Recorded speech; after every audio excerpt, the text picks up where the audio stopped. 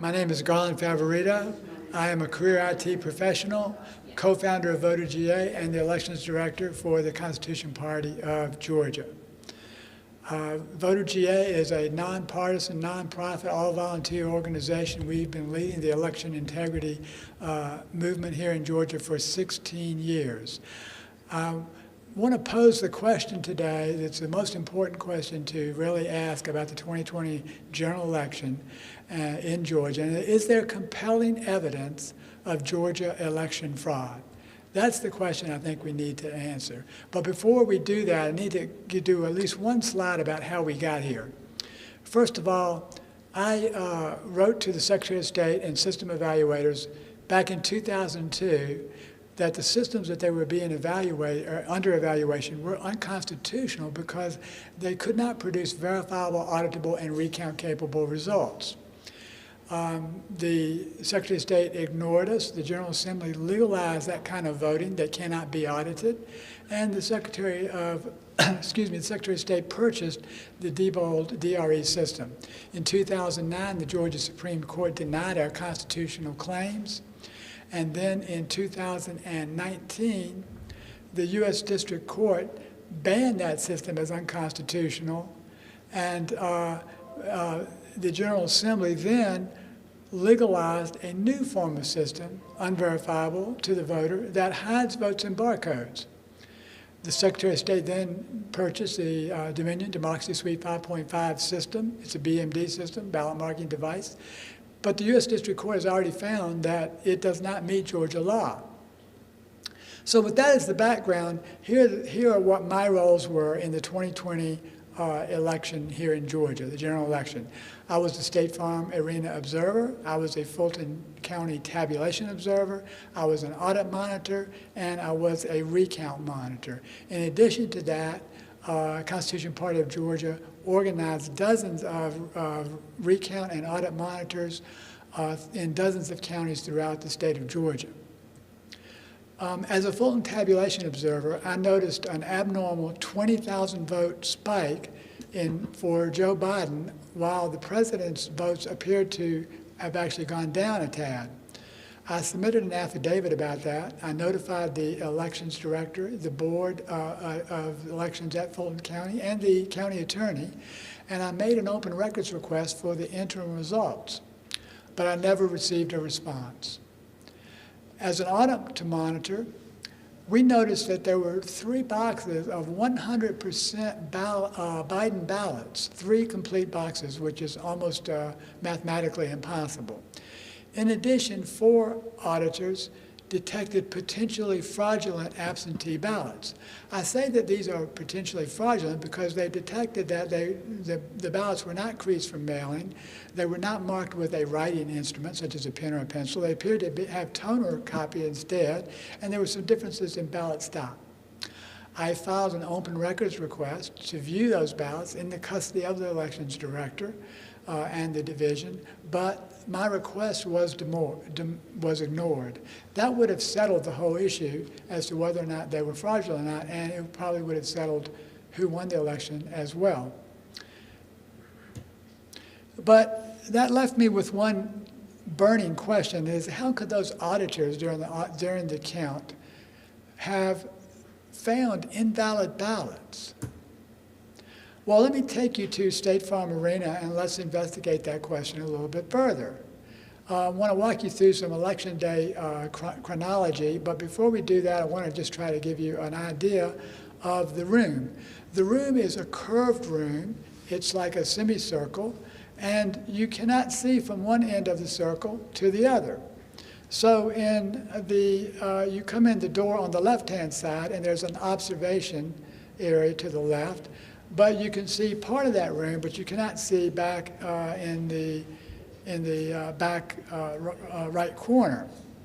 There's just no visibility. The room itself is a violation, I believe, of Georgia law. So let's go through the chronology really quickly. 6:07 a.m. approximately, there was a leaky toilet or urinal that was falsely reported as a water main break. There was no water main break, but the supervisor delayed the starting of mail-in ballot processing for 2 hours. The closest leaky toilet does not abut to the wall where the ballots are being processed, and there does not appear to have been any activity there to move ballots out of the way and that sort of thing in case there was water. But at 8:22 a.m., you'll see a woman in the videos that the president's team presented to the Senate last week. You'll see a woman put a skirted table into this room, and the woman has a blonde braids, and she moves the skirted table on, which is also a violation of Georgia law, I believe. You cannot have skirted tables. We certainly did not have skirted tables in the audit or the recount whatsoever. So that seems to be another violation. At 9:30 a.m., the ballot processing begins. It continues through the day as normal. And about 10 p.m., you'll see the woman in blonde braids again come out and makes an announcement that the processing is going to stop for the night, according to 2 affidavits that are on file. 10:40 p.m., you'll see that the ballot processing stops, but the monitors are still there. And they continue to hang out for a while until they decide that nothing left is going to be done. And they leave along with the Fox 5 reporter who was also there at 10:55. 11:03, the woman with the blonde braids pulls out the first suitcase of absentee ballots out from under the skirted table. Then another woman pulls another case out from under the skirted table, and then the supervisor pulls out another case out from that same skirted table, 11:03, 4, and 5 approximately. 11:10, by that time the scanning of the ballots has been continuing and does continue illegally for almost 2 hours. There appear to be 4 scanners in this this picture, and there are at least 4, and then there's those scanners can do at least 3 and if not 5,000 ballots per hour, and that took place for at least 2 hours, so you can do the math on that and see that that could be anywhere from 15 to 25, 30, or even 35,000 ballots. All of that is a direct violation of Georgia law. There can be no dispute about that. You cannot do elections activity without monitors present. About 12:55, the scanners leave after scanning all those ballots onto memory cards. And about 40 minutes later at 1:35, you'll see this tremendous spike of Joe Biden votes on the election line feed. You'll see that down towards the bottom of this screen, and then you'll also see the times for each upload, that each interim result, and everything looks normal until you get to that one spike that occurred about a half an hour or 40 minutes after these folks had finished scanning what seems to be obviously illegal ballots, and tens of thousands of them.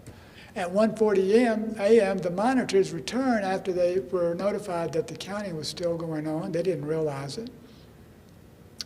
And by that time, tens of thousands of votes, 15, 25, maybe even 35,000 votes had been scanned illegally in violation of Georgia law. So that leaves us with a couple of questions that are good questions, I think, that need to be asked. And the first question I think that would come up is, if those ballots are really fraudulent and they were scanned, why does the number of ballots cast match the number of voters voted in Fulton County?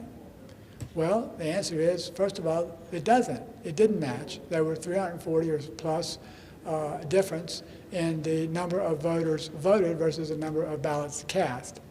So other considerations, if they did match, would be the fact that the ballot processing supervisor also controls the ballot tracking list. That's a security issue. If you wanted to make up new ballots, then you could also have the power to check off someone who has already been voted, even if they had not. If you remember, during this election, many people came to the polls and were told that they had already voted by absentee, when in fact they had not. But even another more serious issue is the fact that the Dominion system has a security flaw that allows memory cards to be substituted. This was an issue with Texas when they rejected the Dominion system prior to Georgia purchasing the system. A couple more questions that have come up. Did the monitors decide to leave on their own? That was a theory posed by the Secretary of State's IG in a declaration, which is, by the way, not a sworn affidavit, but a declaration, which has no meaning in a court of law.